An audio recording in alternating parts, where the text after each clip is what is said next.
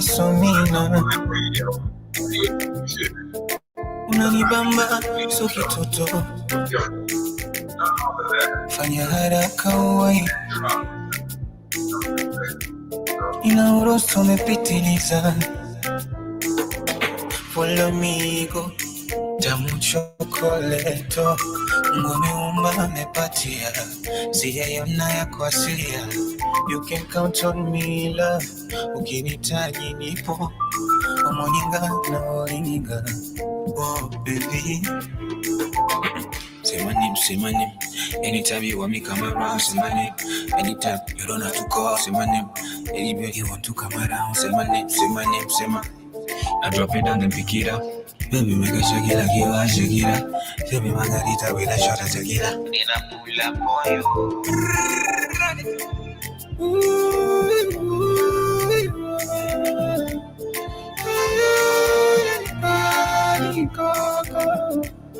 Baby, you know, baby, what your body I'm happy, ukinipa CD. I need more. This kind of love, nimetafuta sipata jawabu. Nimeshapima kafeli hesabu, wanasema gachini ya juu hakuna ajabu. Ila wewe nani wewe, kama jini umenasa, maana upepo wako umenikoroga. Na kila chocho ukipinda wanapinda, shingo zao zavunjika, sijui kanisha nini. Kweli mapenzi chakula cha moyo, ametala akili, aniendesha kabasi la Islando. Aniwe utaniua we, mtoto umeweza, utaniua we. Good afternoon, family. Grand rising. 10 minutes past the top of the hour. Happy Wednesday. Hope your week is going amazing. Ready for the day, for the conversation as well.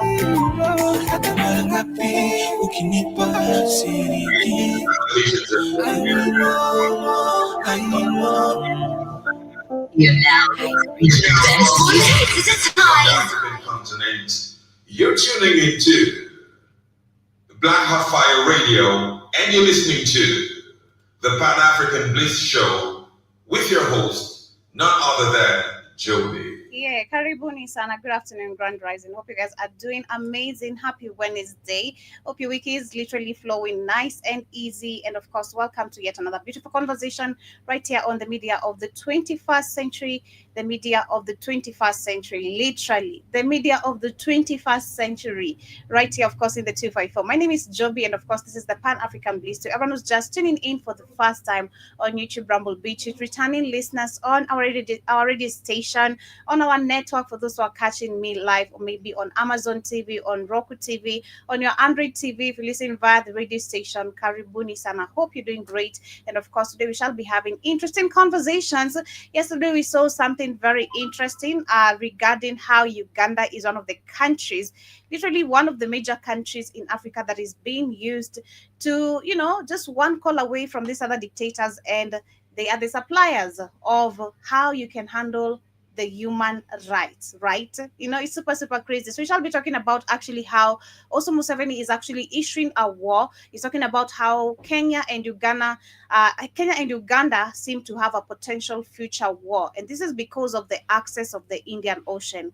Recently, we've seen Ruto passing many bills which include privatization of majority of our public assets, and apparently, since we've seen five beaches are supposed to be privatized and 4 islands. And literally, this has brought a very big controversy. I wonder why, after a week or 2 weeks period time, that Museveni is responding to this, but he has actually said that there's a potential future war. This is coming from Kenya and Uganda because of the access of Indian Ocean, but much more coming from Nigeria. The Nigerian military has banned the marine of foreigners. We shall be looking at that. And how many African leaders are married to foreigners anyway, as they issue this? We're going to be discussing also about the summit. Shout out to this lady, always questioning why African leaders, they attend these summits that don't help the African continent in any way. And looking at yesterday, we discussed the COP30, where we had different heads of state from Africa who attended, including the president of Angola, who is the current chairperson of the African Union. We also had the president of Djibouti, actually, and most of them, the names actually are popping now after, because yesterday when I checked, it was just the African Union chairperson and the Ethiopian president. We also have President William Ruto come on. We also have the Guinea-Bissau president, and we're going to be discussing much more on that. Shout out to South Africa, which is also collapsing economically as they talk about these summits. Why they attend these summits, get economic funds from the World Bank and the IMF, and the country is drastically, collapsing into debt, and economically is not improving despite you getting financial boost. We're going to talk about that because South Africans are actually openly talking about it. And last but not least, we have Museveni's son, as we talk about the major conversation, who is waiting for a green light and talking about how it will just take 8 hours. And I think I'm going to repeat the video of yesterday again to understand who Uganda or who Museveni is. And of course, if you question why this man has been in power for so long, it makes sense. I mean, it is very evident. But a quick reminder before we get to move on or start the conversation, kindly, in case you're here for the first time, follow, subscribe in case on whatever platform you're streaming live with us from. And of course, feel free to rush to the Google Play Store, download our application. Black Hot Fire Network is the name. Through the app,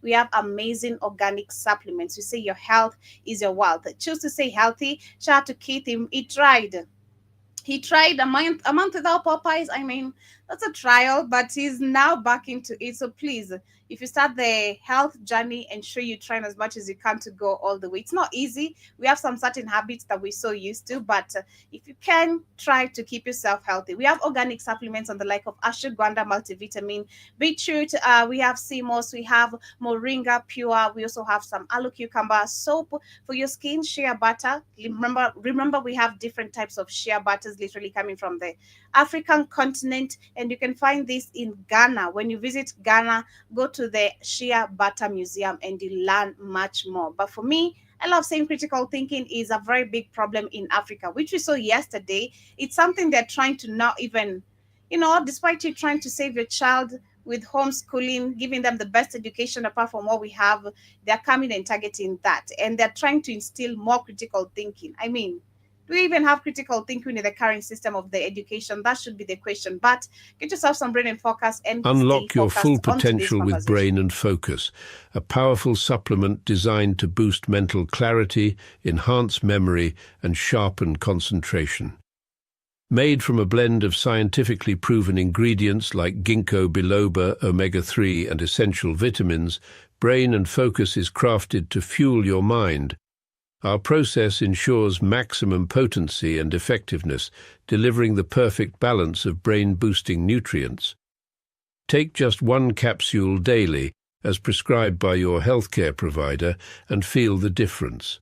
Whether it's powering through your workday or staying sharp in life's challenges, Brain and Focus keeps you at the top of your game. Stay sharp, stay focused, and stay ahead with Brain and Focus. Brain and Focus, fuel your mind, achieve more. Go get this product at blackhotfirenetwork.com at the Sports and Nutrition Store. Back. My name is Joey, in case you're here for the first time. To those who are just tuning in on YouTube, Rumble, Beachwood, on the radio station, good afternoon from the 254, 17 minutes past the top of the hour. Let me know what's the time on your end. And of course, hope your week is actually flowing nice and amazing. But of course, and remember, my birthday is actually in 2 weeks. It's 2 weeks, not 3 weeks, actually. It's 2 weeks. Yes, Sagittarius season is about to enter. You better act like you know. we exist. Come on. But anyway, karibuni sana. We're going to talk about Museveni, like I say, but we're going to start with what is happening in Nigeria. Nigerian military has banned the Nigerian military has been banned from marrying foreigners. And before we even got to this, can we first look at how many African leaders are married to foreigners? Bunch of them, right? We can pull some images, we can pull the article. I'm gonna do both. But yes, Google gave me a clear evidence of where several African leaders, not one, not two, but several African leaders are married to foreigners, including the Guinea interim president, Mamadi Doumbouya, who we saw recently walking with 90 bodyguards, literally saying he's gonna vie for the next coming elections, and whose wife actually is Laurine Doumbouya and is from France. These are the same people stealing resources from our country. So it's crazy that you get married to the enemy and you're sleeping with them in the bed, literally. We also have in the Ivory Coast president, Asalanse Okutra, if I'm pronouncing it correctly, whose wife is Dominique Claudine Novian, and she is French as well. Another example is also the Botswana president, Seteri Khama, who's married to an English woman. Her name is Ruth Williams Khama. And of course, and so on, because Google couldn't give me much more on that particular understanding. So having Nigeria openly trying to come and criticize the military, it's good if this is applicable to all the militaries, number one, and also to the African leaders to act as an example. But sadly, we already have evidences of how you've been acting as examples, like you can see from the images. We have so many pictures of how this is in Kenya, literally. This is a Kenyan politician who's married to a Chinese. I remember actually people were celebrating her because she was talking, I think it was Masai or Kisii, one of the tribal languages. I don't know, one of the tribes, but people are celebrating that. And it's crazy the indoctrination, how so deep it runs, because Mzungu can talk Swahili or Kikuyu, you think now he belongs to us or she belongs to us, and so on. It doesn't end. We have the African president. This is literally Nigeria. See, this is what they do. It's all over. It's all over. So going back to Nigeria and what they're doing, it's good, but try act as an example, number one, as a leader. Act as an example as leaders of the same continent. Face the problems that you, number one, introduced to the people and made it like, it's a norm, it's okay, without even us going deeper into the real African science and everything, why we shouldn't be with these people. You need to start acting by an example. So they're saying that the Nigerian armed forces have banned military personnel from marrying foreigners and naturalized Nigerians, naturalized Nigerians. According to the harmonized terms and conditions of services, it's called Hitako, of the Armed Forces Act 2024. It is also illegal for commissioned officers to marry non-commissioned officers such as soldiers, ratings, or air women. The service chiefs are under strict orders to implement the new rules. So it's a good move when we try to blend, if we're trying to do, go back to us blending with our very own people, but at the same time, the whole mess is so far gone because our people who are the majority are also comfortable with this because you've not provided job opportunities to majority of these people. So they think the only way to save themselves is by you going and getting married to a foreigner, because we have again the inferiority superiority complex, which still plays a very big role in this, literally. But going back to literally the summits, as we get to move forward from that chart to Nigerians with that move, we're going to see how far it's going to go. We have this lady who, sometimes I did share a video when we had I think it was the Africa China summit. I can't remember, but we had one of the summits that just recently we talked about it. And she actually, it was the UN, the UN summit, and then we had African leaders begging for recognitions and all that. She came out and criticized the leaders and said it's crazy that we are begging for spaces in the tables that when these decisions were being made were not even there. And the fact that we expect to be included when we've always been excluded, it's so crazy. We failed to create what is ours, funded by us, making our own rules. Instead, we want to keep on being the white man's puppet. She's back again with another video talking about how Africa is the richest continent on paper, following overflowing with gold, oil, lithium, and land, and yet remains one of the poorest in profit. While the global summits in Washington, Beijing, and Delhi preach collaborations, and the real game is competition for control. The Goldman they're saying that the Goldman Sachs projects Africa GDP could reach 44 trillion by 2075. But will Africans actually benefit, or will history repeat itself like it always does with the issue of collaboration, cooperation, like they always use these terms?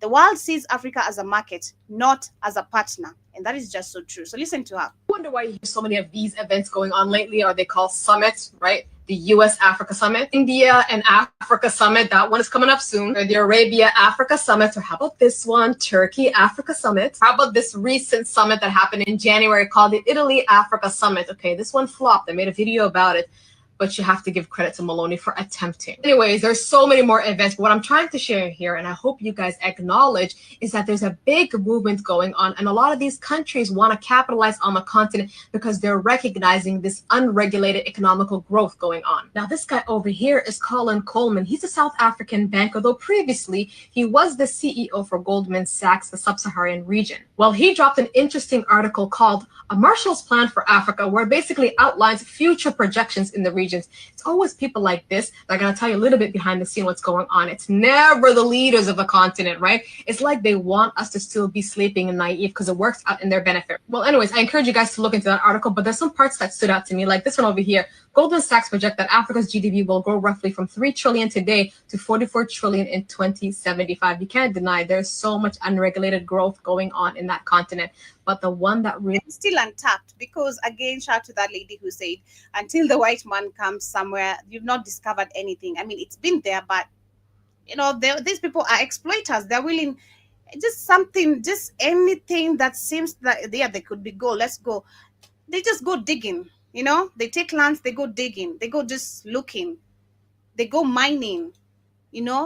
So it's crazy. Really stood out was this one over here. Small section of African society will benefit disproportionately from this period of wealth creation, while large segments of the population will most likely remain in poverty. They never even benefit. If you talk, not even the small, if you talk about the small scale, literally these are only the politicians. Like I said yesterday, it's only in this system, literally, it's only in this system where these people get rich, or their salaries are increased, or their net worths keep on increasing for doing nothing but stealing. It's only the politicians who only benefit from this, where you're just benefiting for doing nothing but stealing. Can you make that make sense?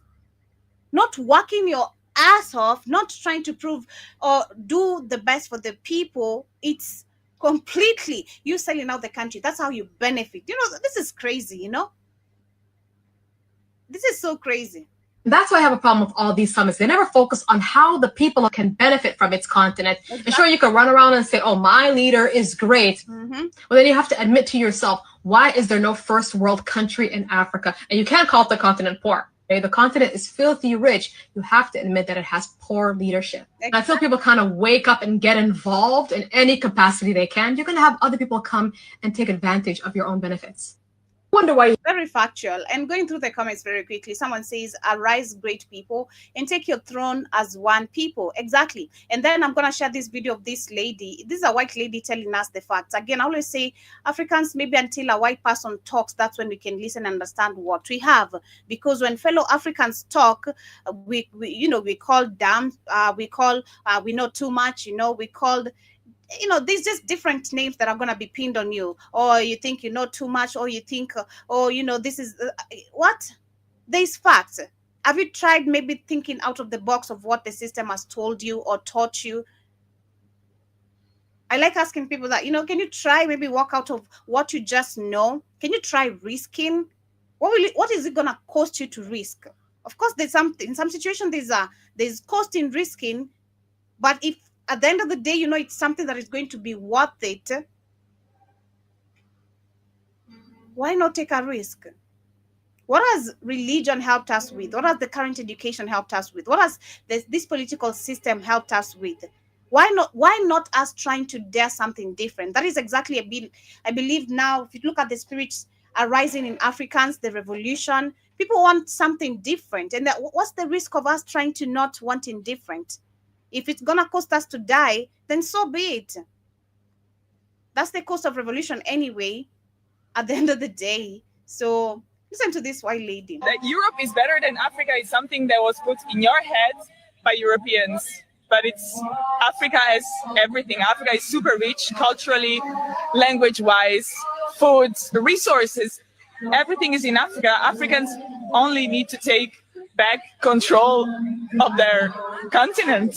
I also met a girl from the Netherlands. She was also traveling. We met in Mauritania, and then we met in Senegal and in Gambia. So we came across each other several times, and we had this discussion several times. People were hosting us, and we would love to say, I'm going to host you when you come to Italy, when you come to Belgium. But people cannot come here because they don't get visas. And it's mind-blowing, this thing that people cannot just travel freely, because a lot of people I met, my age, they don't want to come to Europe to stay here. They just want to travel as I do. But Europe is taking resources from Africa. They've been doing this for forever. That Europe is better. Yeah, they've been doing that since forever, literally. That is a white person telling you about the behavior of her own people, where she comes from, how they benefit, because there's nowhere in France or in China or nowhere in these European Western countries have we seen any news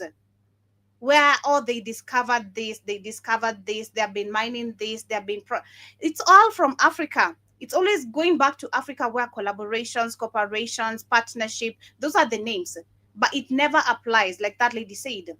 They use those terms, cooperation, collaboration, and it's only a small the only small percentage of the people who benefit. Factual again, are the puppets, are these politicians, not the majority. We don't see the benefit of our own wealth, because again, with the same people being used to extract this wealth. Talk about that. You get $2 and you think that someone has really done you a big favor. It's crazy. But someone says on the comment section on this video, the problem is not Europe, but the problem comes from we Africans. We blacks have to come together and be one. We don't have to fight each other. And I say we would even be more stronger than China. The unity. So literally this someone talking about the unity. Of course, Europe still applies as a problem, because when the moment we lack unity, Europe take advantage. They take advantage. So yes, we are the problem. But also we can't sideline with Europe and say, oh, they're not the problem, because they are the problem. They're the reason why actually you're not even united. They contribute to lack of your unity. They fund that. Someone says, and we're very kind and good-hearted people. That is very true. And people with values. Someone says, Mama Africa, the most powerful continent. And then someone says 2-3 comments on this. Once awakened, speak to the world, not as a vengeance, but as a liberation. Challenge the culture that rewards exploitation and silences intuitions. Freedom is not the absence of pain, but the presence of truth. Someone says a good bit of African countries need to update its infrastructure, and a lot. Europeans, please get out then. That is what someone yes, exactly, because you can't say Europeans are not the problem. Someone says Europeans, please get out then, because the more these people stay here, the more they feel comfortable, because we're allowing them to, and it's for their own benefits.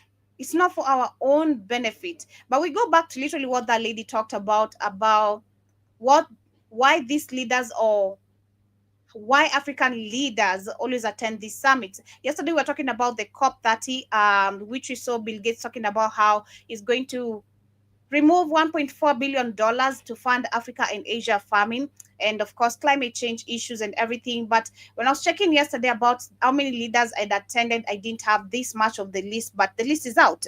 So we have the president of Angola and the current chairperson of the African Union.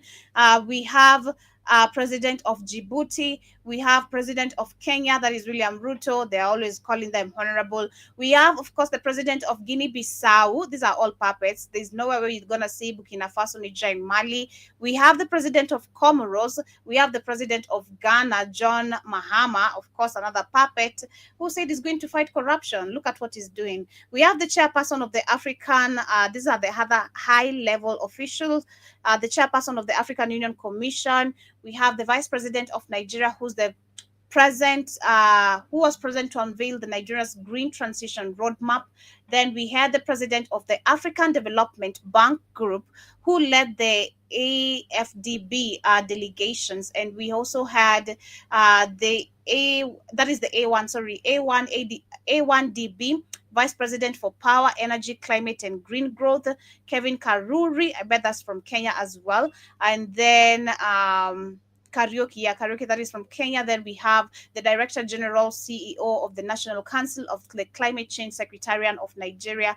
Last but not least, the COP30 Special Convoy for Africa. So yeah, and saying these leaders are representative, participated in the Leaders Summit and various high-level dialogues, including Africa Day events and the present of the Unified African Stance of Climate Finance and Action. So, which is all BS. So they never stop.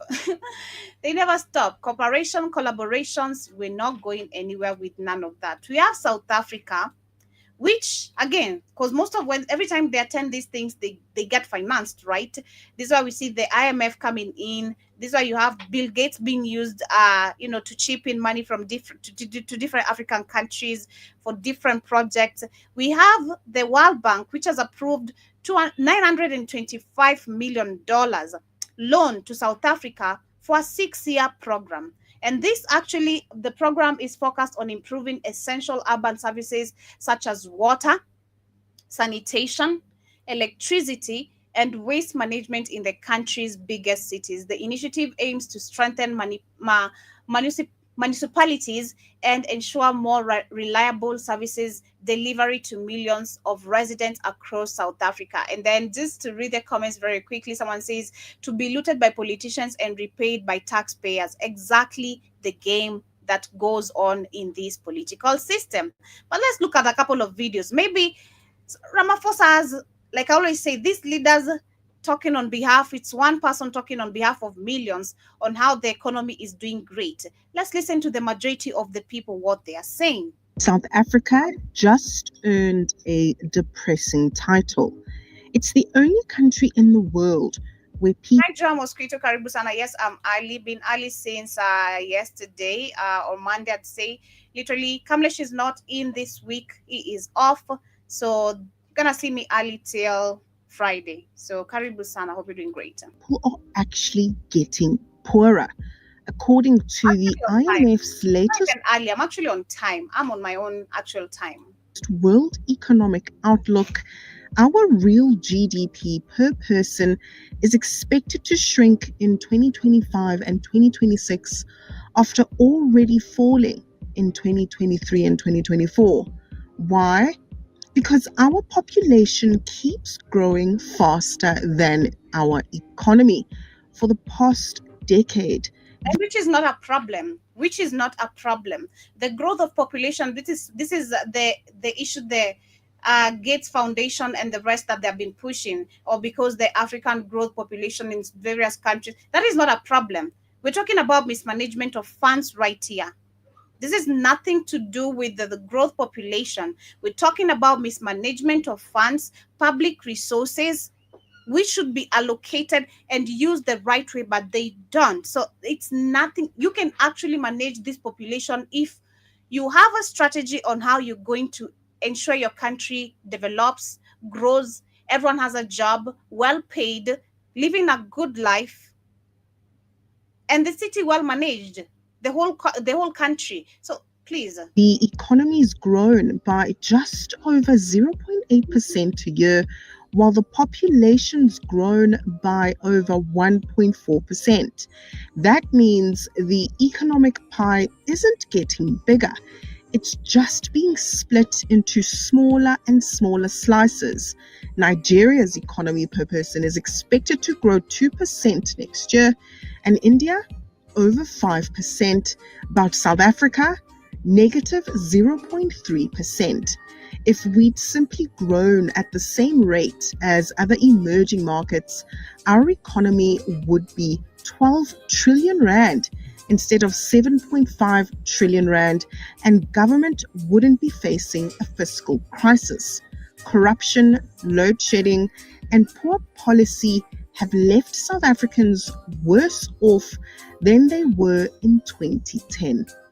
At this rate, we're moving backwards while the rest of the world moves forward. Literally. Not just South Africa, but most of the African countries are moving backward instead of moving forward. Then on the comment section, because I love reading the comments before I get to move from a video, even personally when I'm watching my own videos. Someone says, apart from corrupt politicians, we also have the issue where people make children they can't afford. That then it's expected that taxpayers pick up the bill. Like I said, this is nothing to do with population growth. That is what they want you to think. Africa, if you go back again to our ways of living, before the white man invaded our economy, destroyed our system, broke it into many pieces the way he wanted, and rebuilt or came up with different terms and names of this system, apart from what we had, Africans, I am actually one among the people who has witnessed this. Personally, I say from my mom's family, I remember that was in 2015. 2015, we went for a family gathering, and then that's when I got the chance to meet like all my extended, close cousins, aunties, uncles, and the family is huge. My great-grandmother had like 10 children. 10 children. My great-grandmother. When you talk about my aunties, my auntie has like 6 children. I don't know if she's added more. Now I know she's a grandma, and the family keeps growing. Africans, we had the ability of taking care of, even as we have still in Uganda, some people are practicing this, still in Kenya. It's not about, it's just that I agree. When you look at, sometimes you have to look at the economy. I do agree right now, the fact that things are different. I do agree, critical thinking must apply, whereby you need to look at, I can barely even take care of one kid, or even barely take care of myself. Why am I having a child? This is another expense that I'm not ready for. And literally, a child is like a whole, this is not just a life you've brought into, this is a whole expense. When you start from, and then especially when babies are so young, they're very delicate. To getting sick, you have to rush them to the hospital every single time. You have to be there every single time, and everything costs money, including even taking care of yourself because of the things you're eating to feed the baby. So if you look at today's economy, I do agree. Some people have to critically think. You just can't go giving birth everywhere how you want. But back then, we could afford this. So this talks literally tells you about the system that we're actually dealing with. But on the next video, I'm not coping financially. I'm not coping with the state of the economy. And I'm considered one of the lucky ones. So I can't imagine what somebody who has to live in abject poverty has to deal with on a daily basis. I'm being crushed by the weight of late-stage capitalism. I feel its weight on my shoulders every day. So I cannot imagine what the average person who earns less than me. Exactly. The same thing is applying here, being honest. The same thing is applying. Sometimes, personally, I'm going to do shopping. I'm going to do just a few things. You're like, what? The money has lost value completely. That is, I was telling a friend recently, because I was telling a friend that I think that was even yesterday. I'm like, God, money has literally lost value, because when I try to do calculations on 1, 2, 3 things, then almost left with nothing. You're like, I just had 10,000 just right now. Where is all this money? You know, it's all gone. You just pay a few things, do a few things. You're like, God damn, I don't have money. Money has lost value. It has completely lost value. So I understand personally what she's saying, you know. I'm grateful. I do pity even the people who always have to wait a whole month to get paid, because I don't know how you're handling things in between that whole month. Number one, it's if you're not surviving with debt, which is majority of the people. If you're not surviving with debt, then you're gonna pay people back after you paid. Then after you pay people back, you're left with nothing. This is not. We're literally living in a system of slavery. If you look at it, it's a system. It's a designed modern day-to-day slavery. Because I feel like today, most of the people to be living literally comfortably, you know what I mean? Comfortably for you to be able to even save some money in your account. I don't know about rents, but for Kenya, and also depends if you don't have a family. I'm heavy on if you don't have a family. If you're not married, probably, let me say, if you're not married, if you don't have kids, you're on the safe side. I'd say 100,000. And this, if you live in comfortably, this is, I'd say, an apartment like mine or better, but I'd prefer an apartment like mine because the price is reasonable, it's affordable, the water price is affordable, the electricity tokens, I can manage with everything I have in my house. So you have to look at those kind of things. You're not just looking at so with 100,000, which I'd say that is $900, I'm living comfortable to the ability of probably saving something in my account every now and then out of my salary. Even if I'm gonna get paid like after a month, not like us how we get paid every 2 weeks. So she has a point, and this is not just South Africa; it's everywhere.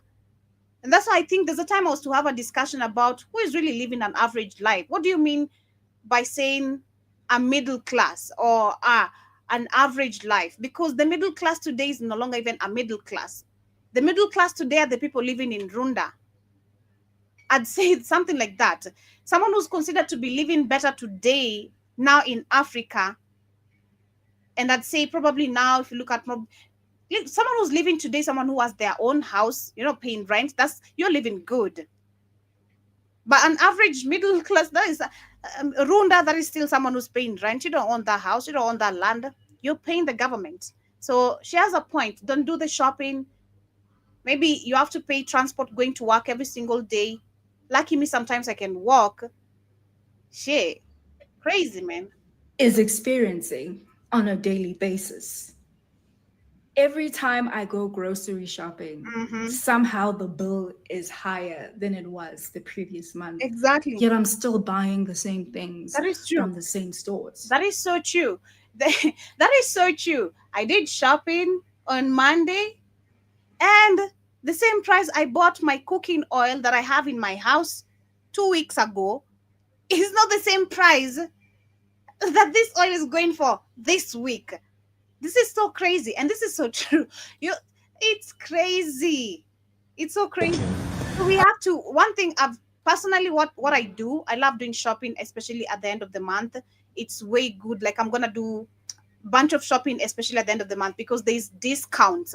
So people will live in now on either promos. You guys can call them promos or we live on discounts or promo.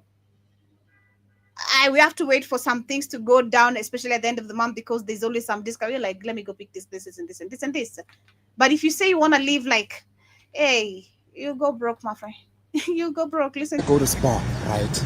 And I'm tired. I just want to buy something to eat. And I remember this, my favorite truffle cup. This thing, right? This thing. My favorite truffle cup that I buy, right? And usually on a very normal day, it's 17 rand. Okay, sure, fine. It's 17 rand. I go there. I go check the price from the lady, since all the prices are diverted in the opposite direction, which is a very weird thing to see, because it's like, okay, when I'm buying things, usually you're able to see the price. Chiki. Like, I see that it's fucking 25 rand. Mind you, I bought this shit last month. I bought this shit fucking last month, bro. Like 25. I just want you to calculate. That's an 8 rand difference in a span of a month. Not only that, my favorite cake, right? These little small cupcakes, right? Like red cakes, went from 17 rand all the way to 3. What the fuck? Like, I mean, I'm blaming each and every single one of y'all. Every single one of y'all that voted for the African National Congress, every single one of y'all that did not vote, bitch. And you can't even blame me because So it's Did you know there's one province in South Africa where most municipalities are basically bankrupt? Yep, the Free State, and it's officially been called one of the worst run provinces in the entire country. The Auditor General's latest report paints a shocking picture. 6 municipalities didn't even bother to submit financial statements last year. 81% of them can only survive 1 month or less with the cash they have left. Irregular spending is at 12.5 billion rand. Wasteful and fruitless spending another 5.3 billion rand. And get this, only 1.9% of budgets are going toward repairing infrastructure. That's why roads are crumbling, sewage is spilling into rivers, and water coming out of taps is unsafe to drink. Some municipalities are so broke, they're not paying their water or electricity bills, putting entire regions at risk. Human Rights Commission investigators say what's happening isn't just mismanagement, it's a violation of people's constitutional rights. And despite the mess, some leaders are still calling this progress. So here's the question, how long can people keep living like this before someone's held accountable? exactly. How long will people keep on living like that until someone is held accountable? That is the question. Me too, Indian guy. I'm asking too. But I'm also listening to you, and I'm like, we already have Kiberas in South Africa too. We have slums in most of the African countries, and all of them, let me say it, all of them. We have slums literally globally, not just Africa, please. They just don't show us those part of what is happening in America and other countries on the media. But I'm just thinking about South Africa, and I'm like,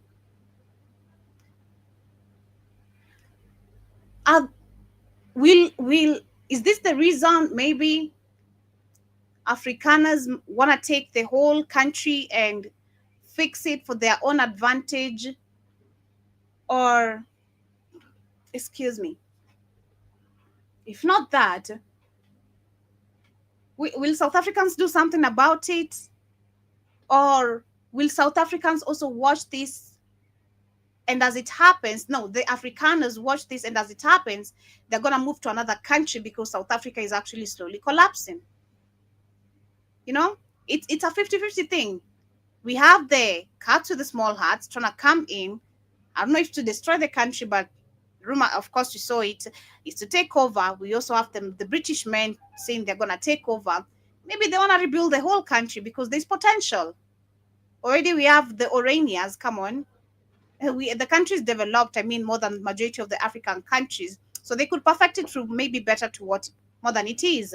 Or are they going to watch this mess and maybe finally leave? I don't know. It's very complicated. But this is what is happening in most of the African countries, not just South Africa. South Africa, this is an update for the national shutdown that will be held on the 17th of November 2025.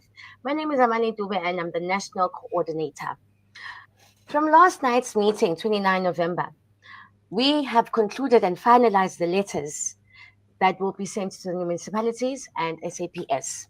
We appointed provincial coordinates that will now lead each and every province. Now, what that means is every province will have its own meeting. In the meeting, only people that are volunteers that can assist in, for an example, submitting this documentation, the letter, some for attending meetings, some with traditional housing. Yeah, so come 17th of this November, across all provinces, they're calling the for economic justice and accountability. And of course, more updates are going to come soon. And literally, we can see revolution against spirit on the rise. This time, without any parties, no opposition guiding you. South Africa's economy just got a revised report card, and it's not looking pretty. You see, Moody's has just lowered its forecast for South Africa's economy in 2025, now expecting just 1.5% growth.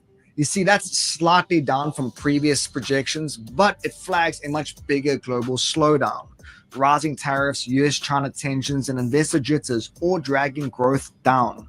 Not just here, but worldwide. So why does this matter? You see, Moody's isn't just some newsletter, it's one of the world's top credit rating agencies. Governments and investors watch their reports closely because their outlook can affect everything from borrowing costs to investor confidence.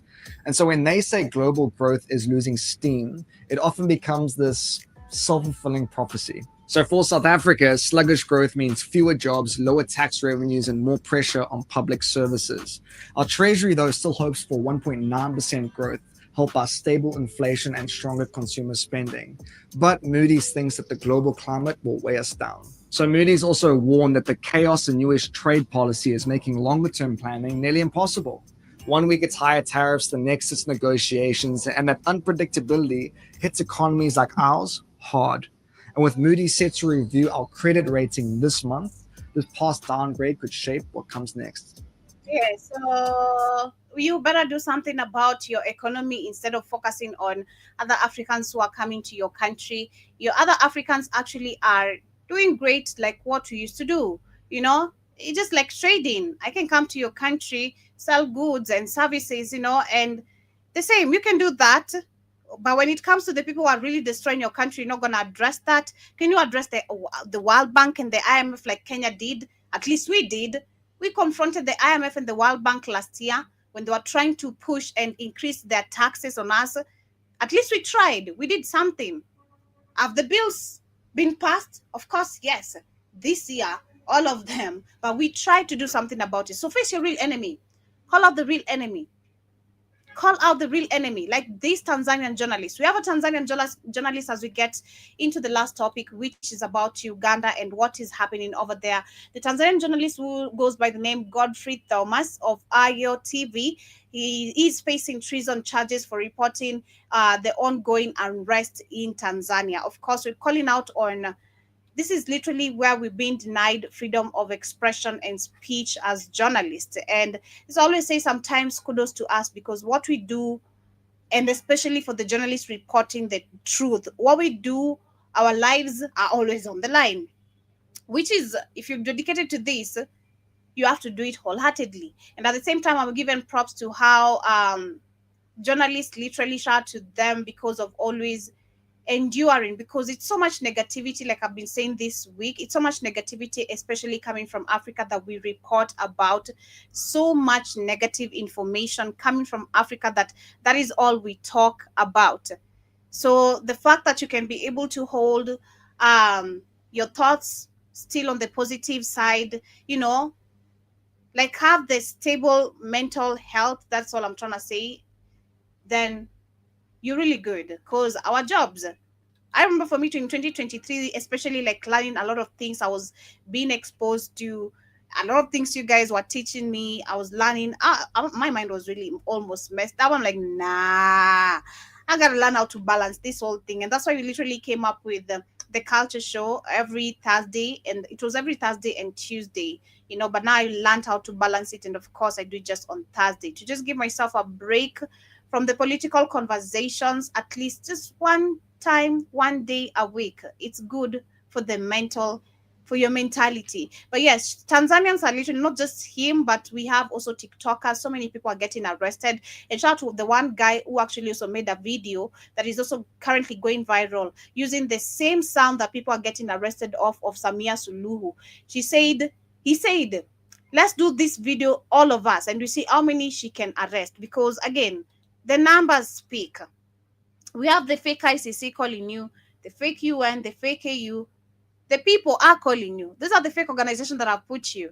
But the real voices are speaking. And that's why you are scared to even do an interrogation in the public eyes. You had to go all the way to a military base. But of course, someone says Samia Suluhu should face extremely treason charges for abusing power. And of course, someone says, do Tanzanians know what treason is. This is not just Tanzanians. This is not on Tanzanians. This is about these puppet leaders. They always put the treason name every time Africans are trying to expose the truth of what is happening and how democracy is being violated. So it's nothing to do with Tanzanians. We have to get the facts right. But we have Museveni.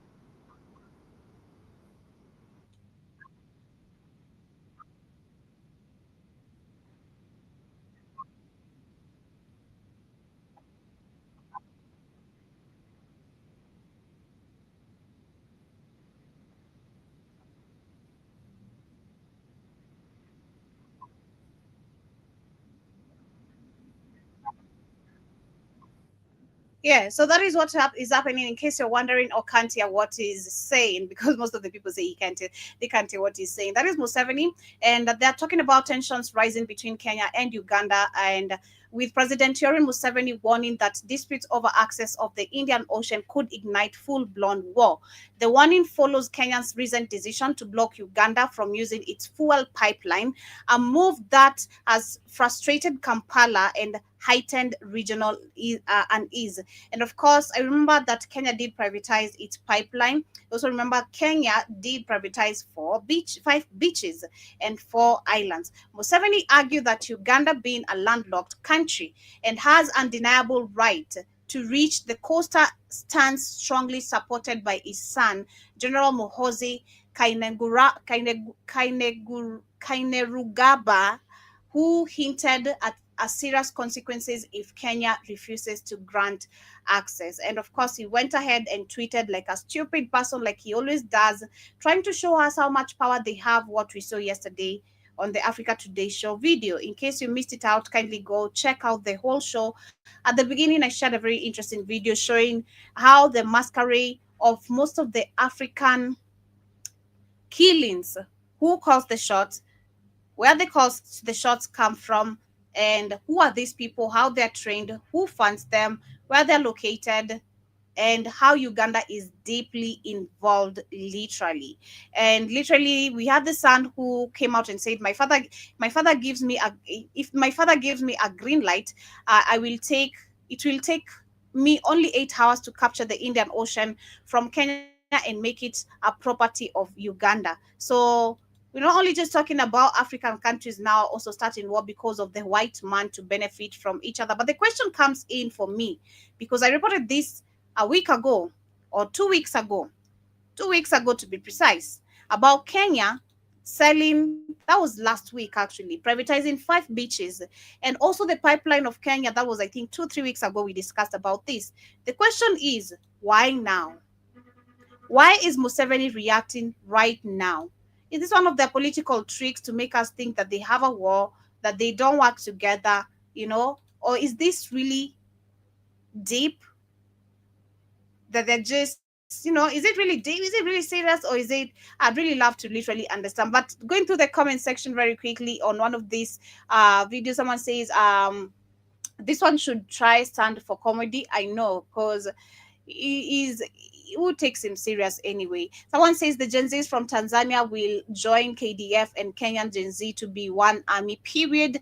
And that is what we need. We need a one strong army to defend these people. And someone says, huyu siku anapiga kifua si apewe hiyo green light tuone hiyo 8 hours yake ataamini kila siku ni I know someone says this man all he does is threaten people. You know, the time people are gonna get tired of his threats and remove him out of power, he's gonna know he doesn't know. And on this other end, on Museveni's video, we have some people saying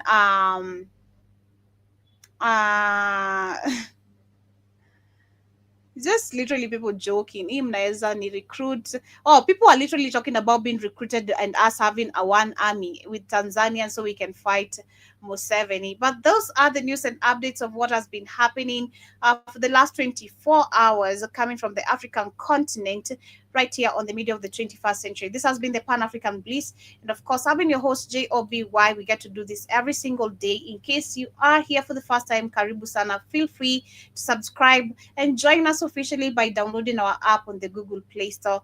Black Hot Fire Network is the name. But with that being said, of course, it doesn't end here. We have other shows coming up. What I'm coming back with Let's Pop. We have the Tubonge Show, me, myself, Shimani and Iwaton, where we get to talk about entertainment, politics. We're going to be having some interesting conversation. And of course, later on, we're going to be having the Africa Today show. So peace and love. Have yourselves a beautiful day. I wind up with the same jam I started with. This is the one and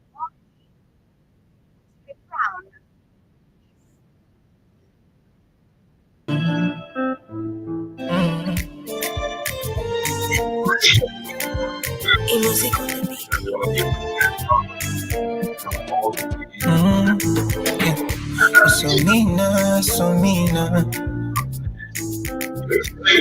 unanibamba so kitoto, fanya haraka wai na uroso umepitiliza, follow me go tamu chokoleto, umeumba amepatia, sijaiona yako asilia. You can count on me love, ukinitaji nipo, omoninga na olinga, oh baby.